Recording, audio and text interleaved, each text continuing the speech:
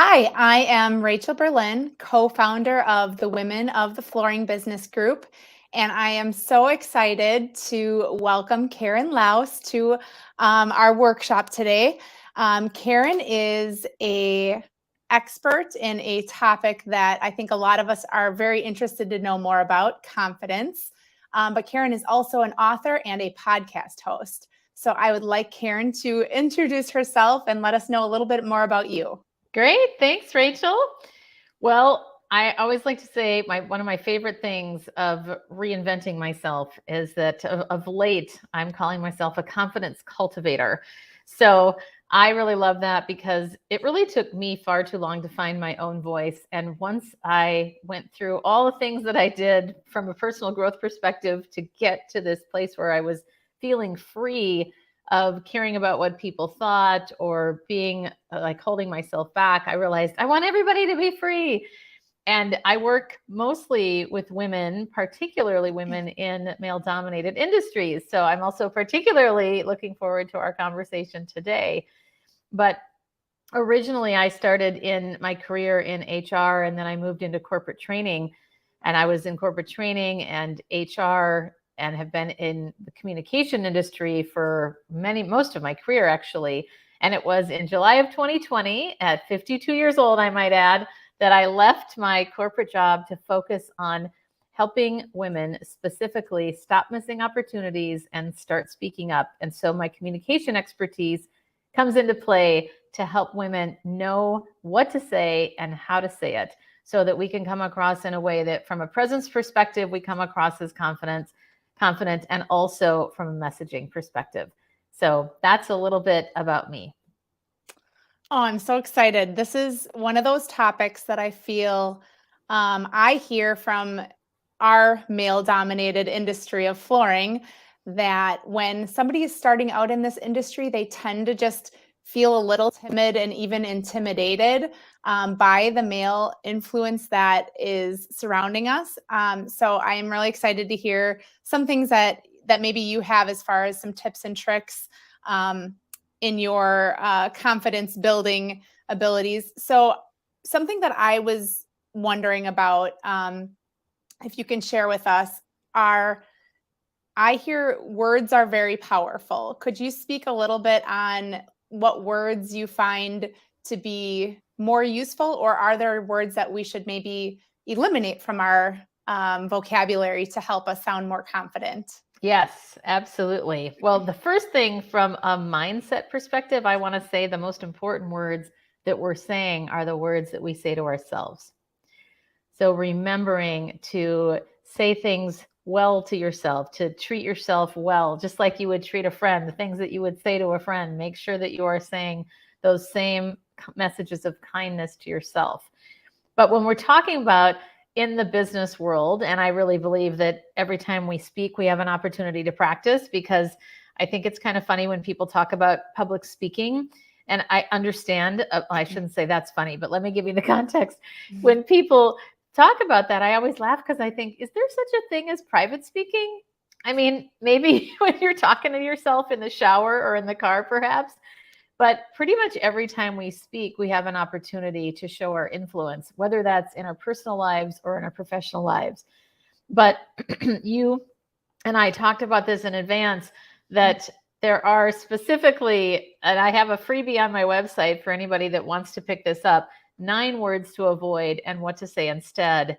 And I would say the number one thing is to stop saying, I'm sorry, when you don't need to be sorry.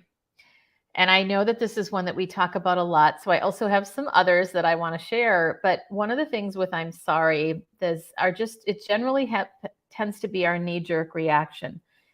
And I always recommend that if, for example, you're late to a meeting, instead of, oh, I'm so sorry I was late, saying thanks for understanding or thanks for your patience. I love that. Yeah, it's such a different feel, right? I mean, unless you legit need to apologize for something that you wronged somebody about, obviously you want to say it then, but otherwise, think about those alternatives. Or if you bump into somebody at the grocery store, like for example, a couple of weeks ago, I was at TJ Maxx and there were 3 women in the same aisle. And both of them immediately said, I'm sorry to me. And they didn't even bump into me, but it was more of this, oh, I'm sorry. And my knee-jerk reaction, because I've trained myself, is to say, excuse me. And that's another thing I'd recommend. But I do have a fun one that I would recommend, that before any of that stuff that you say instead to yourself, maybe out loud, depending upon the environment, is I'm sexy. Mm, Instead of I'm that sorry. is a good one. Yeah. So that's kind of a fun one. I always recommend people say to themselves. But do you have any of your favorites? Because I can certainly continue to share more, Rachel, but I'm wondering if you have one or two that stand out to you. Yeah, and this is maybe in a context of an email being sent out. Something that I have noticed that I've eliminated from my email communication is the word just. So that was one of the things that I still do it. I still do it a lot, but I reread my email and then I go back and I delete that word because I guess you can speak to it as the professional, but to me, it diminishes what I'm saying and it makes it seem smaller than what I'm actually asking. So I don't need to say, I'm just checking in on your project, things like that. Is that something that you would agree with, or is there another, maybe email etiquette is a good topic to maybe jump to? Sure. Well, first of all, absolutely yes. And the nice thing about email is that you can edit it before you send it out. So there are advantages there. But like you said, the phrase that I like to use as a model that you hear a lot is, I just want to share a little tip with you. And let's eliminate just and little. I want to share a tip with you. Mm-hmm. Or another option is just share the tip. Right. You don't even have to precursor anything. But obviously, the other thing that people often say, well, how can I eliminate just? Is there ever a replacement? So I did want to address that. First of all, it's in the English language for a reason. Usually I recommend it when, like, I just saw so-and-so across the street, or I just hung up the phone. That's an appropriate time to use it. But when I am reading an email, for example, that I write sometimes too, because I have to do the same thing and look and go, okay, how am I doing? The word simply can be a replacement for it sometimes. And that's something where I'm trying to think of an immediate example right now, but the other day I was writing an email and I thought it needs something with a little more emphasis than taking it out completely. So I'd say experiment, and that's the best thing. But with email etiquette, one of the biggest things that I'd recommend is, well, there's three things I want to recommend. One is a subject line that has a call to action, or at least the point of the email in a short phrase. And I find that I get the best response when I put a date in the email, or even something like action needed. But you can't just put action needed. You need to put the topic and action needed. But it's all these little nuances. Like, even sometimes people will say action needed EOD for end of day, but well, who's end of day? If you're working in a global industry, end of day could be very different. And I sometimes work till midnight because I'm a night owl. And so end of day for me might mean midnight, where to you it might mean 4:00. Who knows? Right. So those are So also being some things. specific on that time that you're looking for that response or that action needed that's showing confidence as well, because you're driving the next action.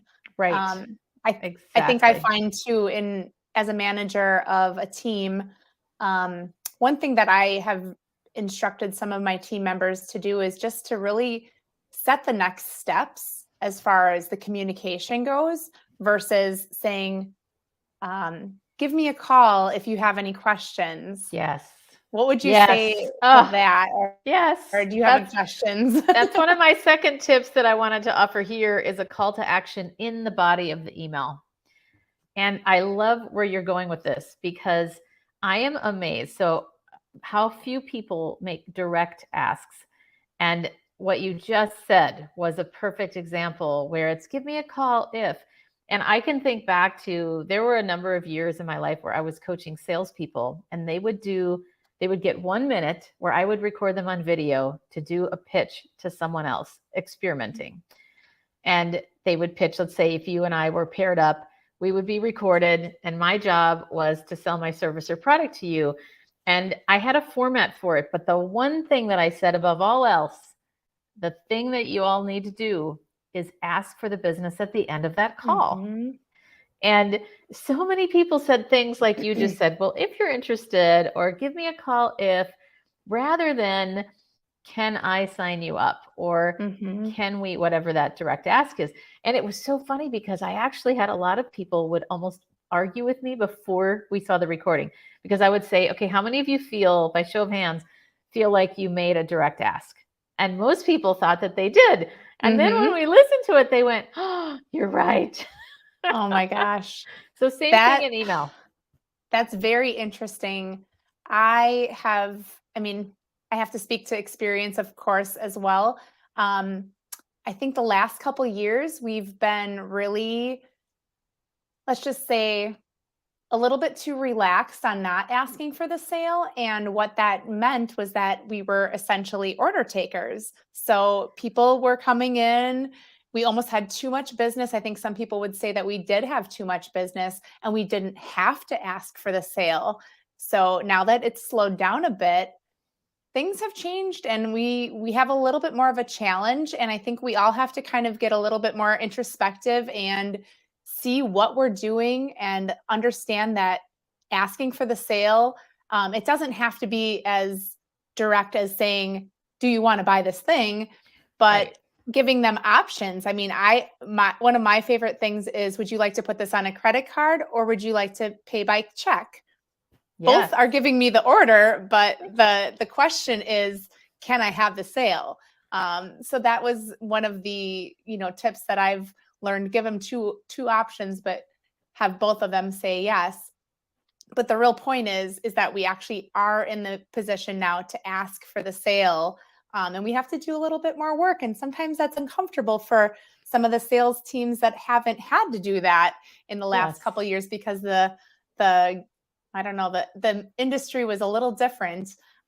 So I think our challenge to ourselves is to, make sure that when we do all this work up front and we're, presenting the project and everything else, why would we not ask for that sale? Exactly. And everybody knows that that's why you're in the conversation. It's not like Right. it's a surprise. Exactly. That's what I think is kind of funny. And yet it stems from so much of our own humanity of, oh, we're afraid of rejection, or, we don't want to be vulnerable. And there's always that moment of pause after you say the question, and then will they say yes or no? So there's a lot at play, and I get it. But at the same time, we'll never know unless we directly ask. And how many people have, when we think about times, I can certainly think for myself of times where I have failed on a call to ask. And then you never know when they say, well, I'll think about it. And you don't really know. So that actually brings up another thing that I recommend when you are in a situation around selling, whether it's selling an idea or selling an actual product or service, to stop and ask them when they say no, or when they sort of float away, even in that conversation, to say, what concerns do you have?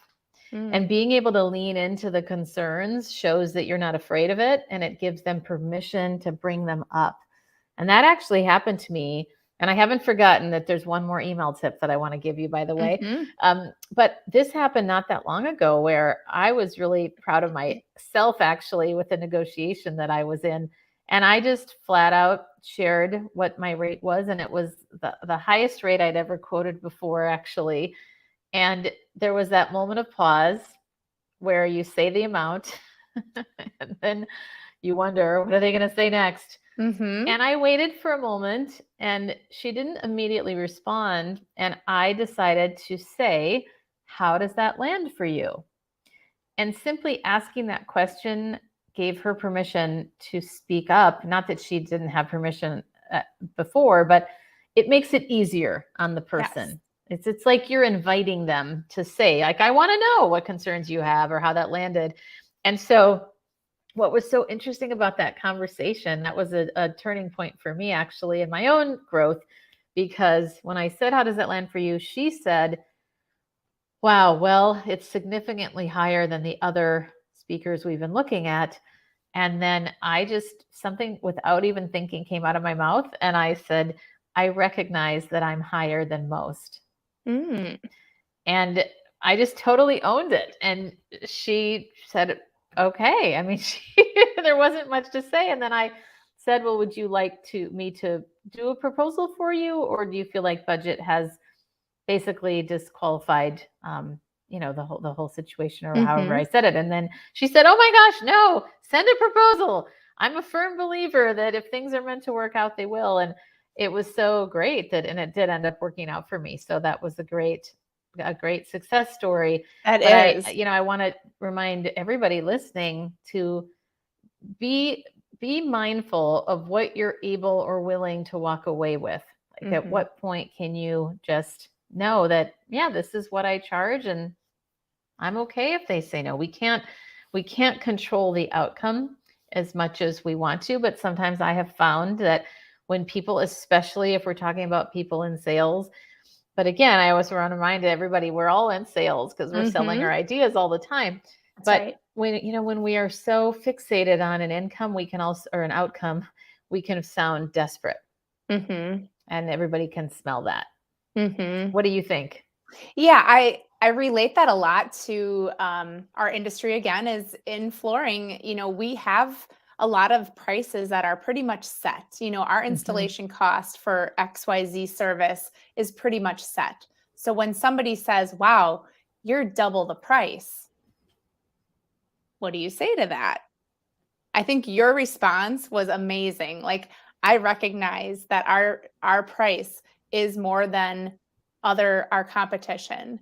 And then the value that you bring should be indicative of why your price is what it was. And if you did your job, if you did well in the presentation, that should have been covered in that part of it. And if you kind of take it back, I think sometimes rewinding back to your presentation, you said, well, when you mentioned XYZ, and we're able to do XYZ, that's going to cover what we're talking about here. And then the price becomes more value driven versus just a number. Yes. But if you don't do that, that's probably where you might get stuck. If you're just comparing price A to price B with no value in between, the only thing that's different is the price. Right. And I can understand that you probably won't get that job then. You probably won't win that service because you haven't done the work. And I think that brings me to one of my tips that I, again, give to new salespeople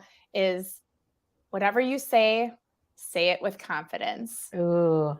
And I'm not saying to say something that's false, or I'm not saying to, BS somebody. I'm saying say it with confidence. And if you don't know, say, you know what? That's a great question. Let me find somebody that might be able to help us with that. And then go find the answer. I think that's huge, to not try to skirt around the issue that you don't know it, because again, like you said, people can smell right through that. But also, having the confidence to speak about the product or the service that you're offering. But what you say it with confidence. And I don't want to say don't waver on it, but also, it's okay to have that pause. Yes. And to ask questions, and then to lead them back to what you just said based on your guidance is really what they're asking you the questions, because you're the expert. So use that expertise to your advantage. Yes, totally. And we do have to act as if sometimes, or fake it till you make it. I mean, I remember when I was 18 years old, I learned so much about sales and marketing because I sold Mary Kay Cosmetics. And everybody used to tease me, are you going to get the pink Cadillac and all that? I never got the Cadillac, but I made a lot of money. And one of the things that I vividly remember is going every Monday night to those sales and marketing meetings. And they used to tell us, you're never going to know every single detail about every product that we sell, but you definitely need to show up like you do. Yes. And it is amazing how people buy from people that come across as confidence. It's it's directly related to trust and credibility. So that's a big part of why it's important. And that, like you said, even just the mechanics of our voice are so critical. And I see women misrepresenting themselves all the time. And that really grieves me because it's so within our control. Things like speaking even a little bit louder sometimes, speaking without filler words that take away from our credibility, such as like, so, all of these words that can creep in, and then we don't have those pauses. And we can also sometimes sound monotone. And we tend to even make ourselves physically smaller. Like when I think about that phrase we shared before of, I just want to share a little tip with you, or, we tend to duck down. Like, I don't know body language is important. I know. It's amazing. So I'm feeling unfinished because I promised 3 tips around the email. Please So I'm come going to back tell to the that. third one. Exactly. But it's also related to speaking or when you talk in general. And this is related to the message itself. And that is, have the point up front. Too often we tend to bury the lead of our emails or the lead of our story at the very end. And I see this a lot. And it's amazing. I have to check myself too. Similar to what you said, go back, read your emails and look, did I build a whole case and then put my point at the end? And yet that's often how we feel we have to justify something. But the way that we as human beings take in information is we need the point up front, and then all of the other details provide context to the point. But if it's just a bunch of details, people don't know how to contain it in their brain. Right. They need a container for it. And that's why bringing up the point first, whether you're speaking or whether you're an email, is really important. Is that almost like saying your intention ahead of time? Like my intention, not that you're saying it in your email, my intention for this email, but you're stating what you're actually aiming towards first versus it could be paragraph of information and then the ask at the bottom. Yeah, for sure. I mean, I immediately think of somebody that I know who is in numbers. So specifically, she's in compliance. She has to present data to the board of directors every quarter. And when we first did a practice run, she goes, okay, I said, are you ready? Okay, ready. We started the recording. And she just started talking about all these numbers. And I said, time out. What is the point here? I don't even know what these are connected with. Right. And then to her, it was so obvious. And she said, oh, well, we have increased our numbers by 10% or our revenue by 10% in the last quarter. And I said, say That's that. What you got to start with. Exactly. So it's one of those things, though. We all have the curse of knowledge that the more expert we become, the harder it is to see things through the lens of the listener. Yeah. But we have to remember that they don't know what you know. Right. So we have to translate it. Our expertise as, again, flooring, in the flooring industry, I always say, like, I know way too much about way too much over 16 plus years of experience that I don't need to spew that on to anybody.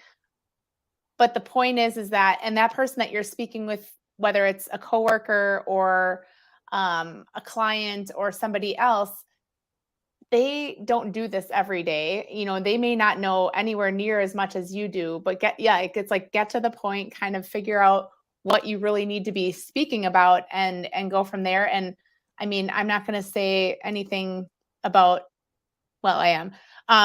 As far as men go, they have a little bit different approach to what they say, perhaps in an email. It may be just, we're more multitasking. We have a lot going on in our brains. So maybe focusing in on one thing may be a little bit more challenging for them. So I think making it succinct and nice and easy to understand is a really good point to round off that email suggestion and tips there. Yeah, that's great.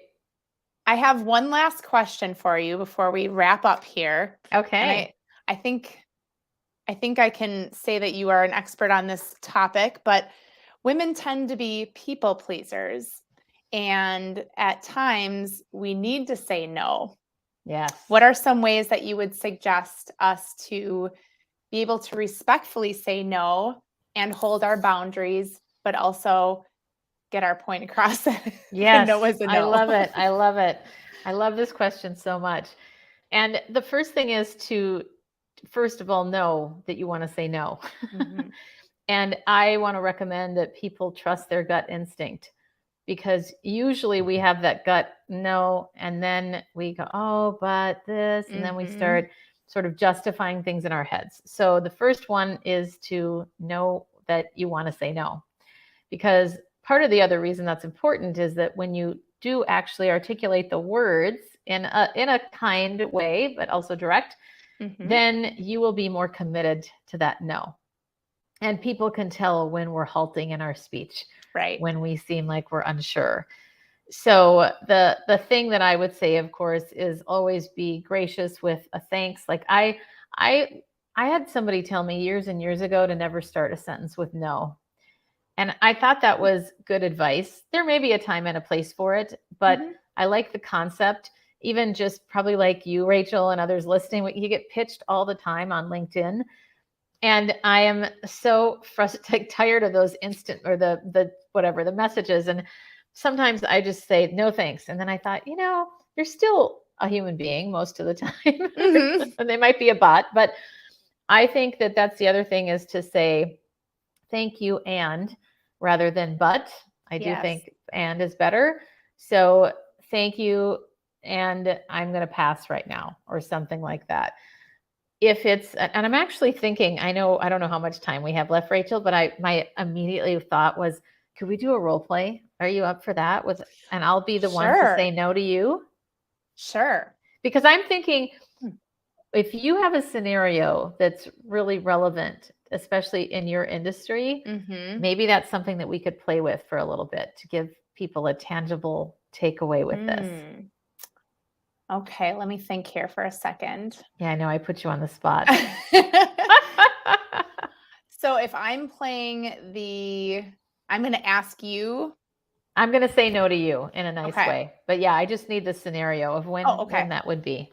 I have one. Okay. Okay, I'm Perfect. going to be the person that comes by the showroom, and I am asking you for a donation to our wonderful golf outing that we have every year. And I really need a donation from you because you are a part of our community and I need some money. Okay. Oh, Rachel, thank you so much for your advocacy and your passion for this cause.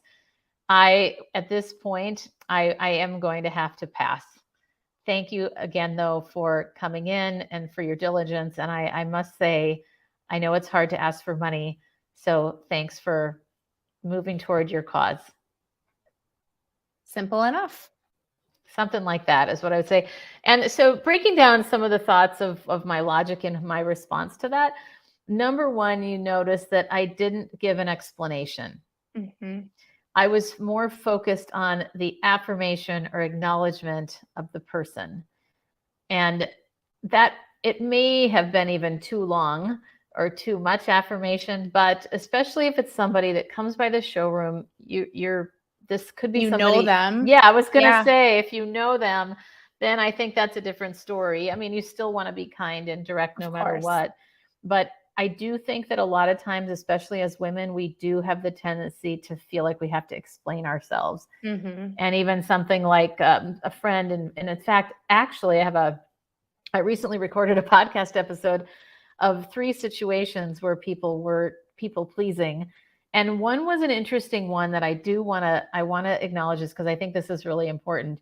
She was a business person, and she said that someone else had, without getting into all the details, someone else had offered something that she felt like was going above and beyond that he didn't have to do. So she said, "Oh, are you sure?" Mm. And it was so funny, because in the conversation she and I were having, we weren't even talking about boundaries. We were talking about something different. And she brought that up, and I said, "Hold on. First of all, let's talk about why do you feel like you said you needed to say, 'Are you sure?' Why can't we just accept and say thank you? Yes. Thanks for advocating for me. I really appreciate that." And it's the same thing when you go out to dinner with somebody and they offer to buy you dinner, and you, "Oh, are you sure? Can I pay the Right. tip?" why not just receive it graciously? Now, that's not the exact same thing that we're talking about related to saying no, but it reminds me, it reminded me of the same idea where sometimes we feel like we have to make someone feel better. We have to make the situation better. And I also think that this comes up in conflict too, where Yeah. we somehow feel, and I do think this is a big female thing, we feel responsible for everything. And we feel like, well, it's my responsibility to make them feel better about this no, as opposed to just saying no and letting them deal with their own emotions or their own stuff outside of what you need to be responsible for. And really, that's like taking care of what we can control, right? Like, Yes. control what you can control.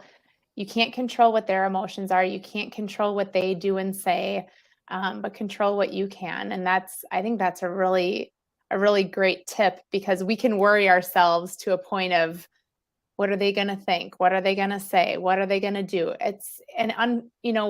If we concentrate on what we can do, I think we're going to be in a better place mentally, but we're going to also be hopefully less stressed as well, because there's a certain level that you can control.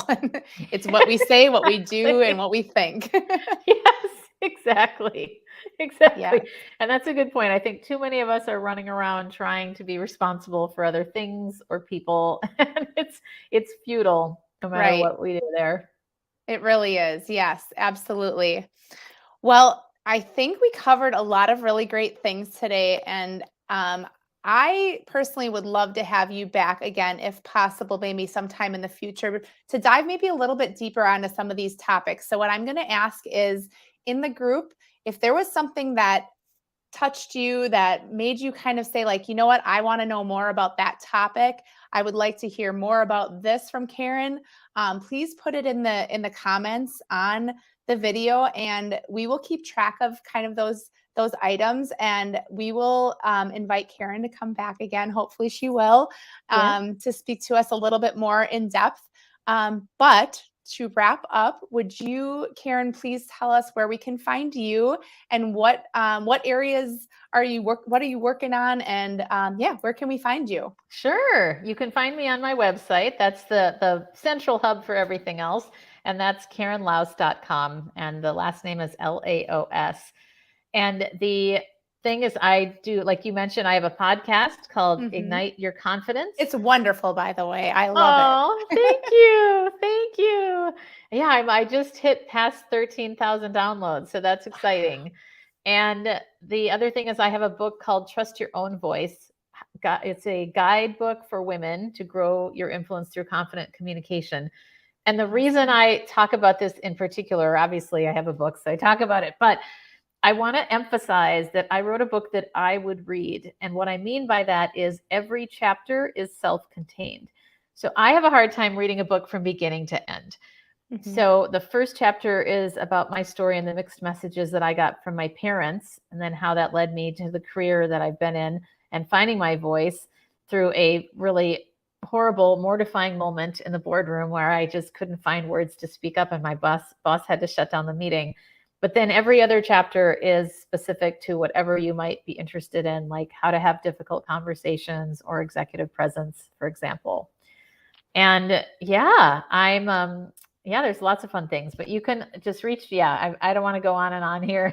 Yeah, no, I think that's great. Those kind of books are very easy to pick up, grab a topic, maybe use that maybe that's what you use for your staff meeting, or maybe that's what you use for speaking with your team. Those are some great ways to, that guidebook, I think, would be a really great Christmas gift to yourself, or a birthday gift to yourself, or a gift of any time to yourself. And that would be an amazing way to just kind of maybe gain your confidence throughout the year. For sure. Well, and I want to say one real last quick tip that I think is one of the best things that anybody could start doing immediately, that when you get on a meeting, whether it's virtual or in person, and somebody says, like, who wants to kick it off? Assuming that you're not the one leading the meeting, speak first, because so often that silence we could totally leverage, but most people don't. we wait, and then finally somebody starts, and maybe you're going to be at a party or a gathering or a networking event where they put you in tables and they say, okay, talk about this. Be the one to start talking, because you show your leadership, you get your thoughts right out there, and you don't have to then be wondering for the next 30 minutes what you're going to say, because now 3 people have already said what you wanted to say. So I wanted to end with that, because I do think that's a really easy, immediate tip that every one of us could start doing. I love that. I think that's a great tip to end with.